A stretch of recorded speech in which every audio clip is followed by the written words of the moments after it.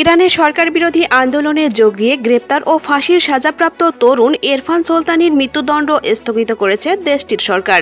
তার পরিবারের সদস্য এবং নরওয়ে ভিত্তিক মানবাধিকার সংস্থা হেনগাও এর বরাত দিয়ে এক প্রতিবেদনে এ তথ্য জানিয়েছে CNN।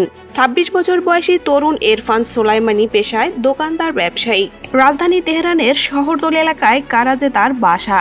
সরকার বিরোধী বিক্ষোভে যোগ দেওয়ায় গত ৮ জানুয়ারি কারাজে নিজ বাসা থেকে গ্রেপ্তার হন তিনি। তারপর মাত্র ৩ দিনের বিচারের ভিত্তিতে তাকে ফাঁসির দণ্ড দেওয়া হয়। আদালতের বিচার প্রক্রিয়ায় সুলতানির পরিবারের কোনো স্বজন কিংবা বন্ধুকে উপস্থিত থাকতে দেওয়া হয়নি। ব্রিটিশ দৈনিক দ্য গার্ডিয়ানের বরাতে জানা গেছে, সুলতানির বোন একজন নিবন্ধিত ও পেশাদার আইনজীবী। তিনিও থাকতে পারেননি। গতকাল বুধবার তার মৃত্যুদণ্ড কার্যকর করার কথা ছিল। সুলতানির আত্মীয় সোমায়ের নামে এক নারী CNN-কে বলেছেন, তারা খবর পেয়েছিল যে সুলতানির দণ্ড কার্যকর হয়নি, তবে তার দণ্ড এখন পর্যন্ত বাতিলও হয়নি।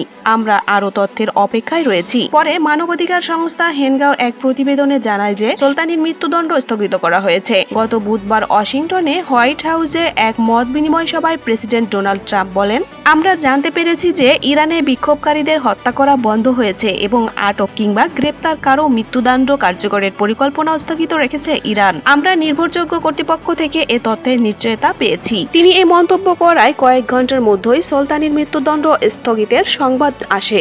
এতক্ষণ সাথে থাকার জন্য ধন্যবাদ। অনুরোধ থাকবে চ্যানেলটি সাবস্ক্রাইব করে বেল আইকনে ক্লিক করুন এবং মতামত কমেন্টে জানাতে ভুলবেন না। আল্লাহ হাফেজ।